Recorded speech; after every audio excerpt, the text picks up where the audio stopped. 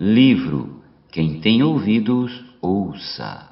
Lições de Pérgamo e Tiatira em Apocalipse. Capítulo 3. Pedro Dong.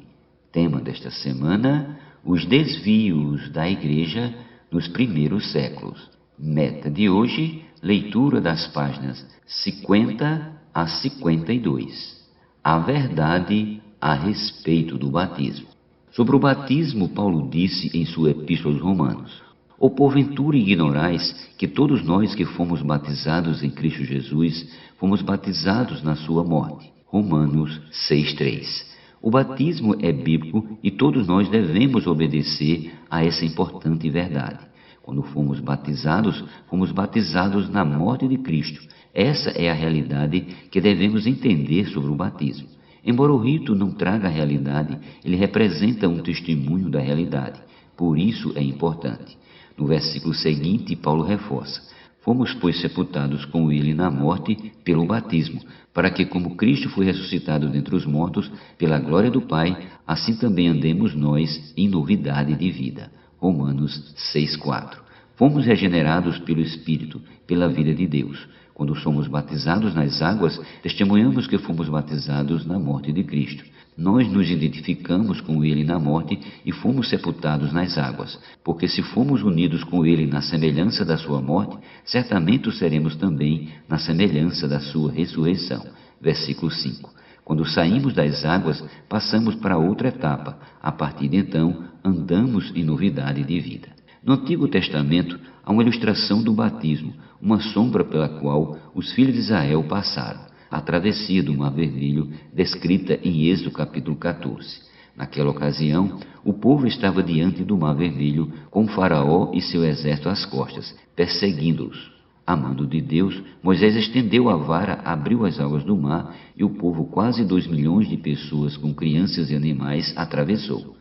A passagem pelo Mar Vermelho prefigura nosso batismo. 1 Coríntios capítulo 10, versículos do 1 ao 2. O Egito diz respeito ao mundo, e Faraó é um tipo de Satanás, o príncipe deste mundo. Satanás não quer que nos desliguemos do mundo. Então, enquanto não tomarmos uma firme decisão e testemunharmos para toda a humanidade por meio do batismo, ainda estaremos ligados ao Egito, ao mundo.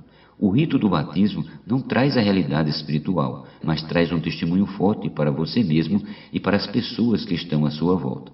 Você pode orar e dizer: Senhor, daqui para frente não pertenço mais ao mundo. Eu vou ser batizado, vou atravessar as águas do Mar Vermelho. Eu morri para o mundo e o mundo morreu para mim.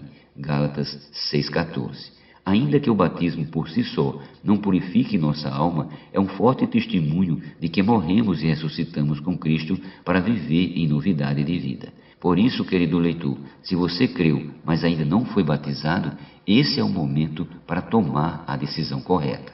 Com respeito ao batismo, Andrew Miller diz que o batismo manifesta o que já foi transmitido, porém o batismo em si mesmo não transmite nada. Eu acrescentaria que o batismo é um testemunho que nós damos acerca de algo que ocorreu em nosso interior. A explicação sobre a prática da ceia do Senhor nos ajuda a entender isso. Quando comemos do pão e bebemos do cálice, não significa que estamos literalmente comendo do corpo de Cristo e bebendo o seu sangue. É apenas um símbolo. Esses símbolos foram um mandamento do Senhor. Cabe a nós obedecer. Ao tomar o pão e o cálice, lembramos-nos da morte do Senhor, agradecemos a Ele e louvamos por seu sacrifício. Ele bebeu o cálice da amargura em nosso lugar e estabeleceu a nova aliança que nos trouxe tanta bênção. Conquanto sejam símbolos, tem muita realidade para nós. A história da Igreja começa com a morte do Senhor. Não podemos esquecer-nos disso. Seguimos o que foi ordenado pelo Senhor na palavra, mas não podemos confundir as coisas. Não é algo do batismo que vai regenerar-nos ou limpar nossos pecados. O Evangelho de Marcos nos mostra que o batismo se dá depois de crer. Quem crê e for batizado será salvo. Quem, porém, não crê será condenado. Marcos 16,16. Como uma criança ou um bebê pode ser batizado se não crê? O único requisito bíblico para ser batizado é crer. Atos capítulo 8, versículos do 35 ao 37. Você deve ter consciência de sua fé em Jesus para, após isso, ser batizado. O trecho do Evangelho de Marcos nos mostra que, por um lado, ao crer, somos salvos da perdição e ganhamos a salvação eterna. E por outro, ao ser batizado, somos salvos do mundo e damos testemunho de que já não pertencemos mais a ele. A comunhão infantil. Além do batismo infantil, outro desvio ocorrido na época da igreja em Pérgamo foi a introdução da comunhão infantil. Por comunhão, entende-se participação da ceia do Senhor. Quanto a isso, Andrew Miller escreveu: geralmente, quando a superstição toma o lugar da fé e os conceitos humanos substituem a palavra de Deus, não é de se admirar que até mesmo homens sérios e instruídos sejam levados por esses engodos. Agostinho divulgou com vigor a prática da comunhão infantil. Isso foi uma consequência obrigatória do batismo infantil.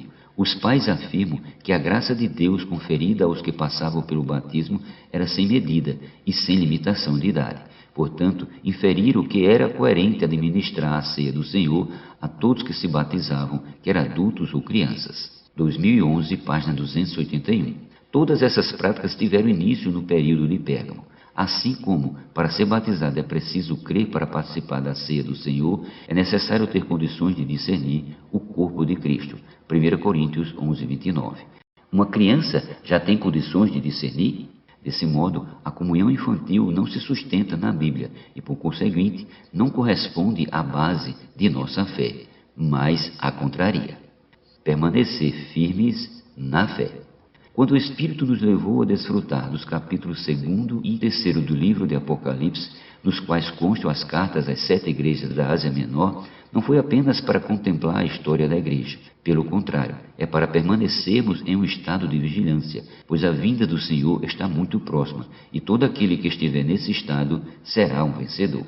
Ver a história do passado da igreja nos tem ajudado a não cair nos mesmos erros, mas evitá-los. Também ver as profecias referentes a seu futuro nos tem feito compreender que Deus conta com um grupo de vencedores que se dispõe hoje a tomar a dianteira de cumprir seu propósito, conservando a fé sem ser abalados pelas misturas do presente. Sem dúvida, o conteúdo dessas cartas é muito rico. Quando o Senhor as revelou a João, muito do que ele escreveu ainda não tinha acontecido. Em nossos dias, porém, elas já se cumpriram-se e não podemos baixar a guarda. A exemplo do bispo Alexandre de Alexandria e também Anastácio que lhe sucedeu, permaneçamos firmes e propaguemos o evangelho do reino, que o Senhor nos tem revelado.